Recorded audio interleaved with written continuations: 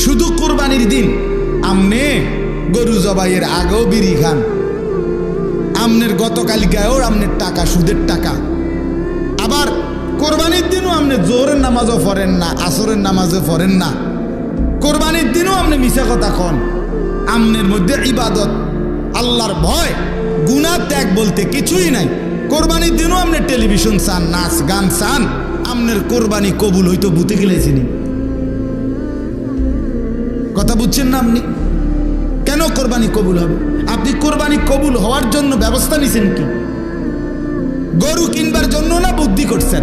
মানুষ লইয়া গেছেন 3 জন, গরু বাজারে গরু চাইয়া লইছেন, সেটা তো ঠিক আছে, কিন্তু কোরবানি কবুল হওয়ার জন্য ব্যবস্থা নিছেন কি? কোরবানি কবুল হওয়া, গোশত খাওয়া আর কবুল হওয়া এক কথা না। জবাই হওয়া আর কবুল হওয়া এক কথা না। জবাই তো প্রতিদিনে হয়, যে কেউ জবাই করলেই তো গরু জবাই হবে, কিন্তু জবাই আর কবুল তো এক কথা না।